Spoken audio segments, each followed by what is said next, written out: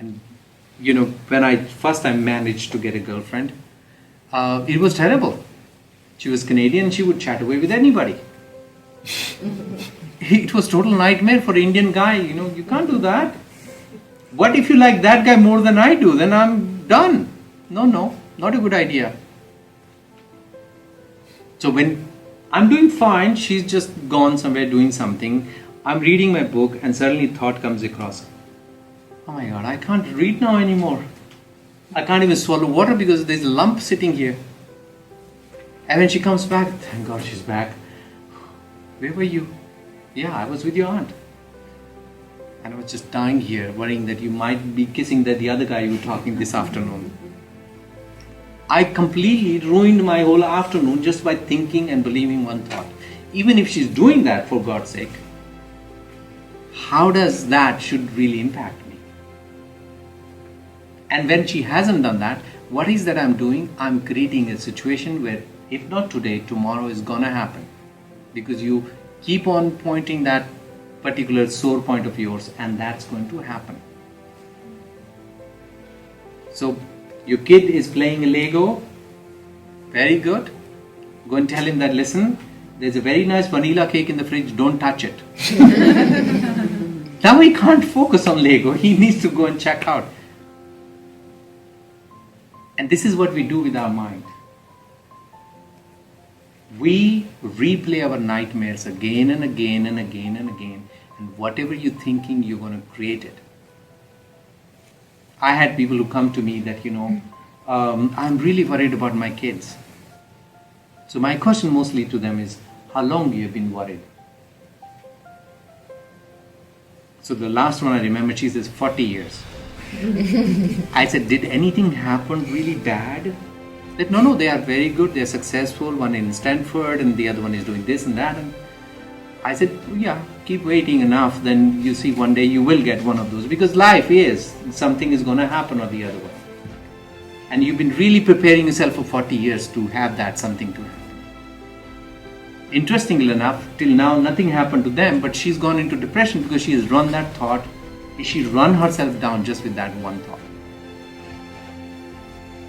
And if you say that, give you one small tip. It's beautiful to dream.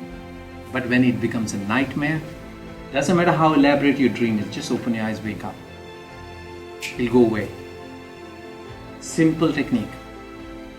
Is it really happening? Is it true? That whatever thought you're believing in, is it really happening? Cross-check it. So I cross-check it. Wherever I get a thought in my head or something, I cross-check it. If I say, okay, she doesn't like me, then I say, okay, is that really the case? And if she says, yes, I don't. Okay, fine, then I know. It's clear. I won't bother you anymore. I might feel sad about it, but, it's clear now.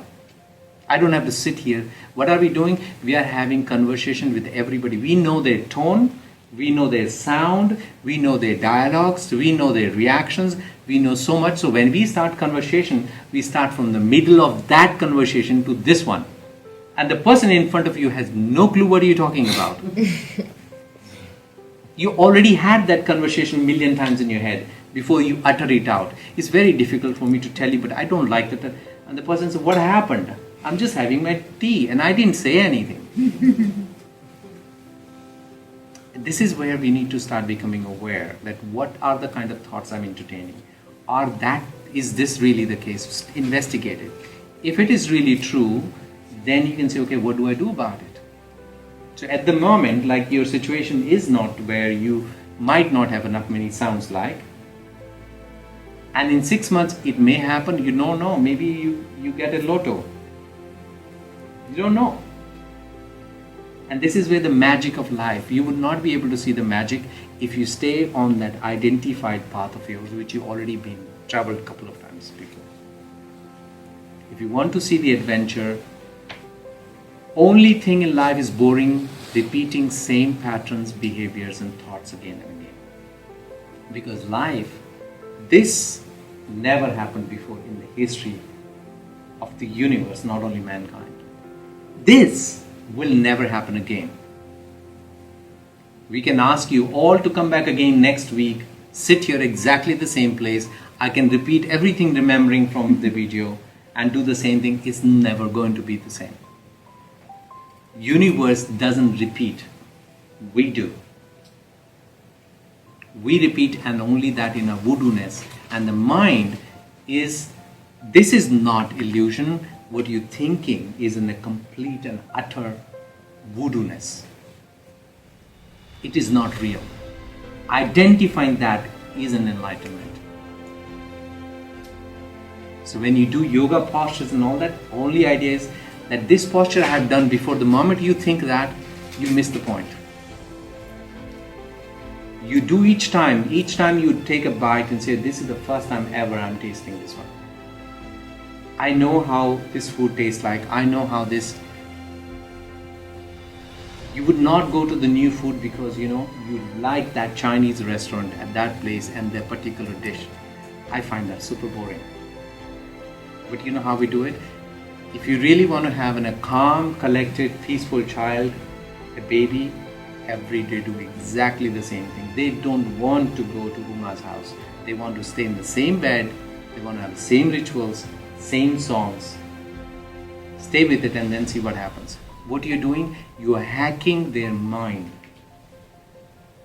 In psychology, I think they use a term called anchoring. Pavlov came up with that. Ring the bell, show the bread. That's what we do. The moment policeman coming towards you, you might even say, "Oh, what did I do now?" Your alarm system goes on. A guy who's looking a little bit run down and moving towards you, say, "What do you want?"